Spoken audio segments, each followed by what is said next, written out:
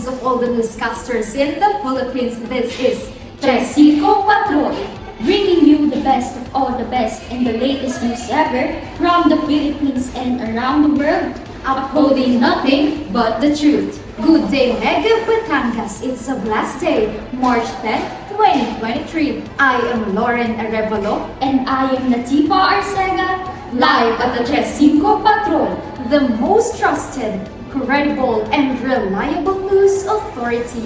News on the line. Middle East stepping up their game with hydraulic engineering, providing different water systems. Physicians began to question the medical traditions from both East and West, resulting in a revolutionized practice of medicine.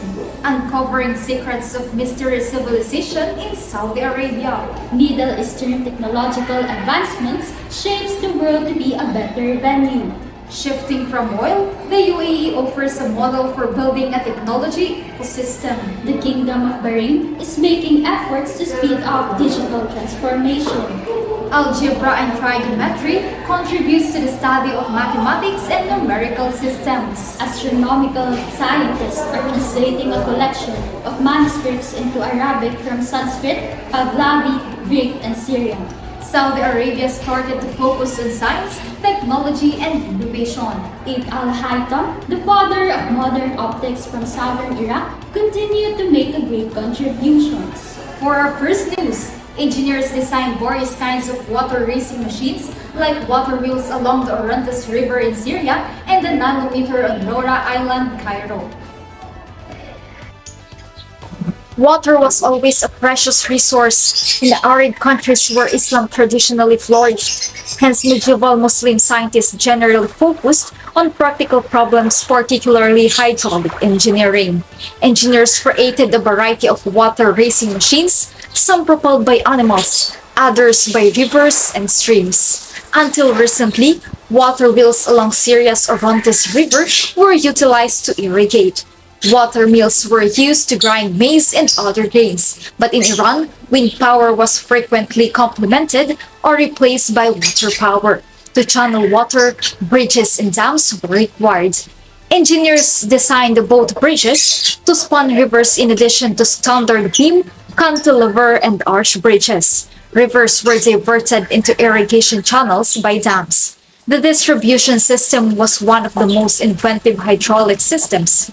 In addition to this water-related tools and technology, Muslim engineers created various types of siege engines, most notably the traction and counterweight trebuchets. This is Loren Arevalo reporting.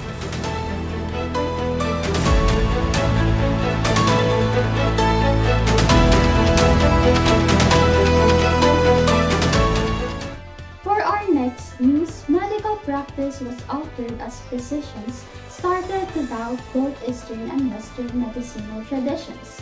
Let's hear from Jhoy Brual. As doctors started to challenge the medical practices that were passed down from the East and the West and began to differentiate among various diseases, medieval Muslims changed the science and course of medicine. Ibn al-Haytham, known as the father of optics, combined physical, mathematical, experimental, physiological, and psychological factors to describe how human vision works. His work had a significant influence on all subsequent opticians. Corresponding to this, the minor or pulmonary circulation of the blood was identified by the eminent Egyptian physician Ibn al-Nafis. Ibn Sina, also known as Avicenna in the West, combined earlier Aristotelian and later Greek theories with his own unique viewpoints. As a result, his canon of medicine, which has been translated at least 87 times, became the most well-known medical work in either the East or the West. This is Jhoy Brual reporting.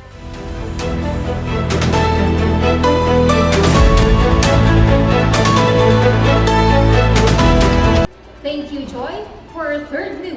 secrets of mystery civilization in Saudi Arabia were revealed. Here is Krissandra Mendoza for the details. A team of experts is conducting the first comprehensive archaeological investigation of a region of Saudi Arabia in order to shed light on a mysterious civilization that previously existed there. Although the Nabatean culture created impressive stone structures, many locations remains undiscovered. The rock-strewn dunes of Al-Ula, Saudi Arabia are famous for their pitch-black skies, which allow stargazers to observe celestial bodies without being bothered by light pollution. Yet, the region is becoming increasingly appealing to archaeologists. The Nabatean civilization, on a long-lost culture, inhabited the area beginning approximately 100 BC and lasted for about 200 years. This is Krissandra Mendoza, back to the studio.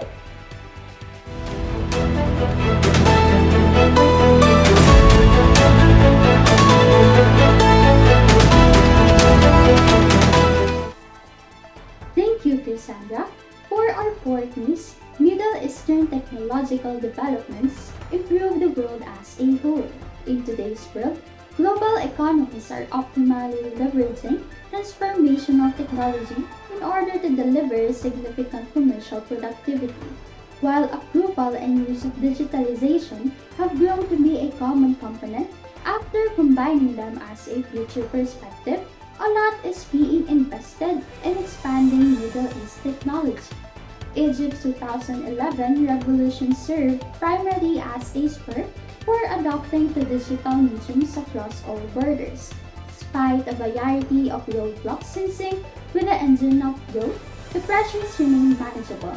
Egypt places a premium on practical technology breakthroughs and investment zones, including petrochemical and agriculture sectors, as well as assisting younger inventors and mechanizing inventory centers in a number of places. Science has also advanced. This is Latifah Arcega on Report.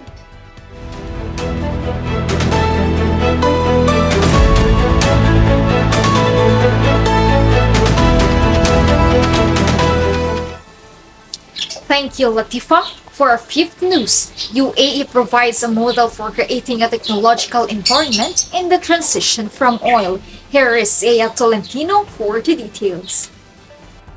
Even though the country has historically been put into the oil country category, the UAE is once again finding itself in a new frontier, shedding its image of an energy-focused country into one that is in sync with technology. In their area, oil does in fact play a significant economic role. Oil has been used to advance the nation's infrastructure, legal system, and populace since its founding on December 2, 1971, 50 years ago.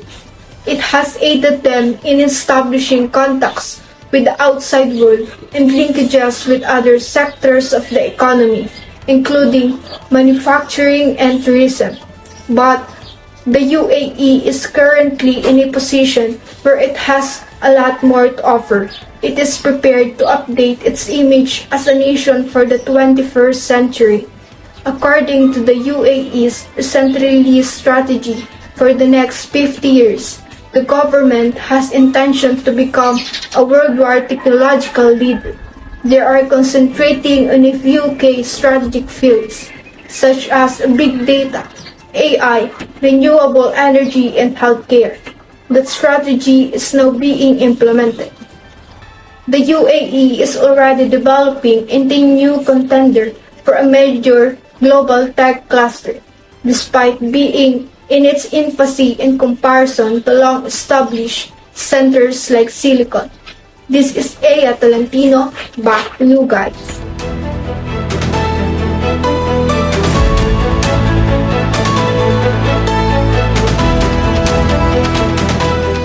Thanks, Aya. Let's hear more news after the commercial.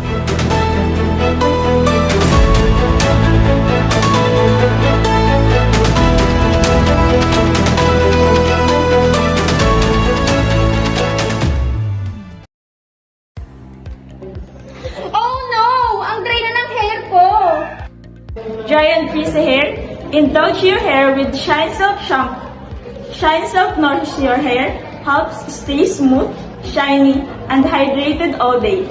Say goodbye to dry and frizzy hair. Beat the damage! Because beauty begins with your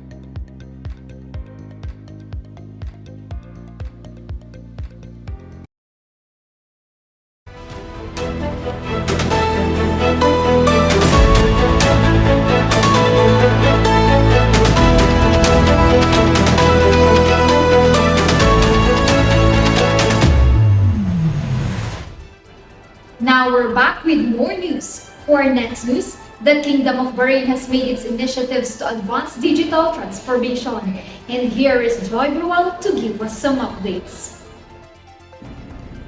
Digital transformation is a pillar of Bahrain's Economic Vision 2030, an ambitious national development plan focused on the principles of sustainability, competitiveness, and fairness. Furthermore, the government's Digital Governance Strategy 2022 emphasizes its commitment to transforming its services through emerging technologies, thereby improving the lives of citizens and residents. In order to achieve these crucial goals, the Kingdom has accepted a wide spectrum of developing technology, distinguishing itself as a regional pioneer in the process. It has enacted a number of changes to assist technology-driven enterprises and enable them to drive the economy, while the government takes on a regulatory role. As a result, the Kingdom has seen a rise in economic growth, job creation, and human development, all of which have resulted in better living for inhabitants. Joy Brual, back to you guys.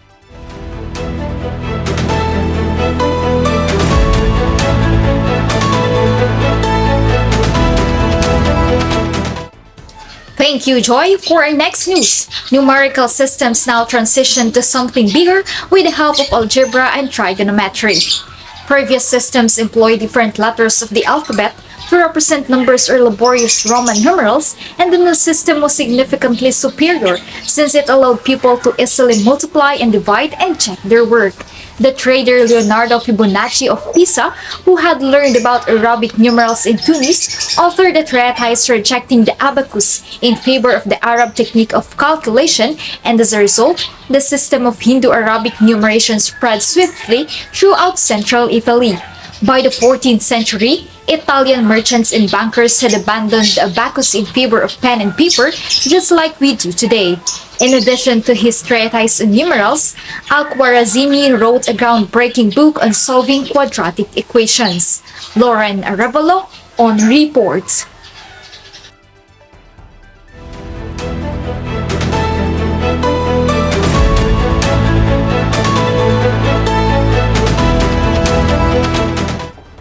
Thanks, Loren. For our next piece, Muslim astronomy significantly expanded and built upon earlier factors. Give it up, Krissandra.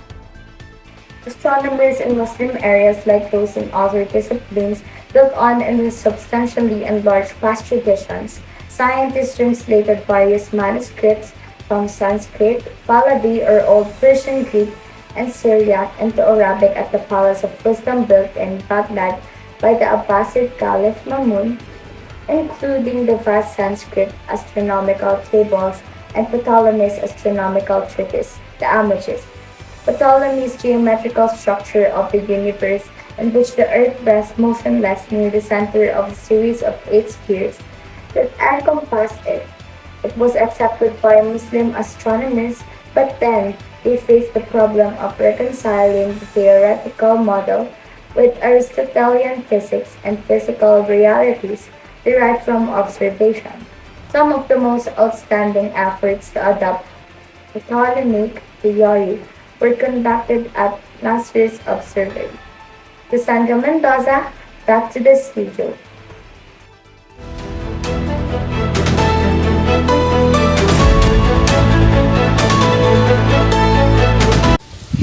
you, Krissandra.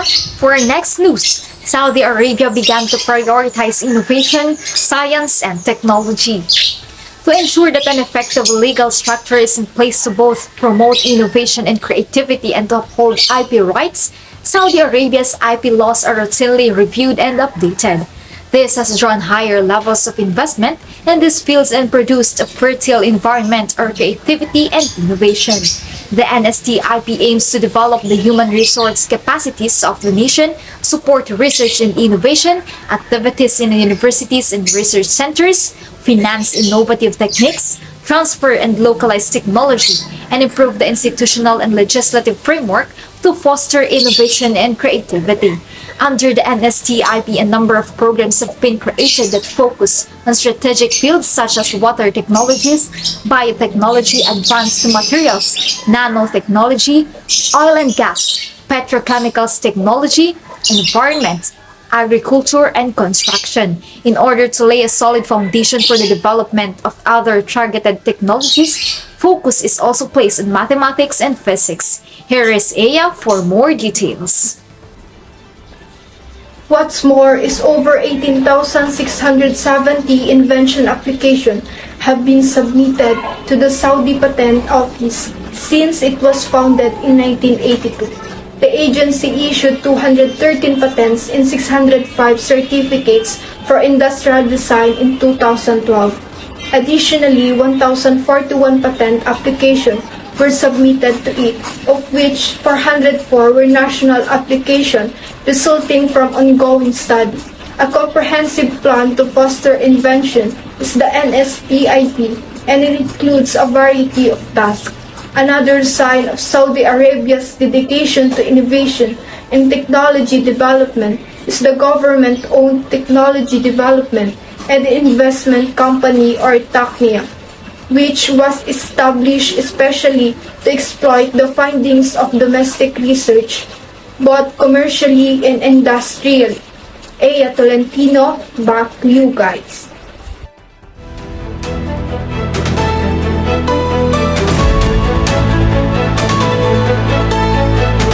Thank you, Aya.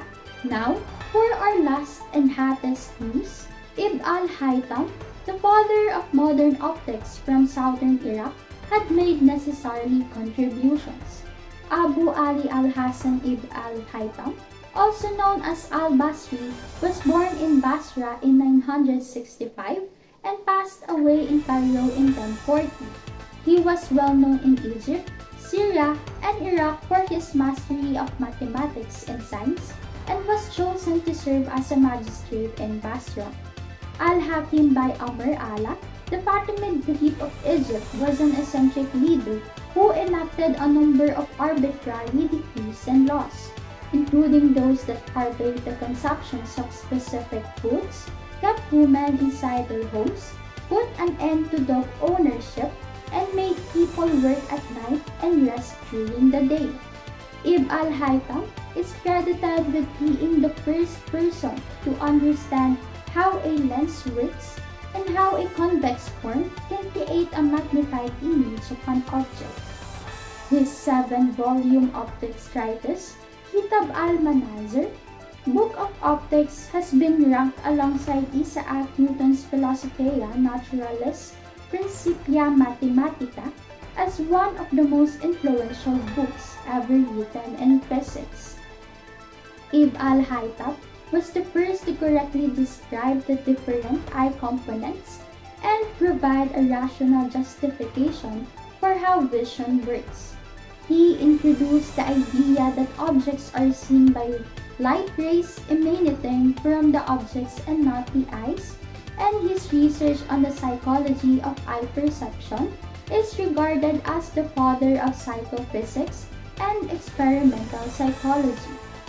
Ibn al-Haytham is credited with developing phenomenology and philosophy which combine elements of science and religion. His theories and knowledge and perception gave rise to an existential philosophy that was founded on direct observation of reality from the viewpoint of the observer. He also made contributions to numerous scientific fields through his brilliant insight and original findings, including the founding father of contemporary optics, Latifah Arcega, reporting.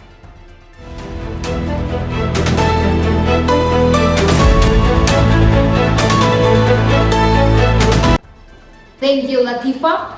Those were the accurate news we have gathered today. Again, I am Loren Arevalo, And I am Latifah Arcega, reminding everyone to always say yes, never say never, live life to the fullest.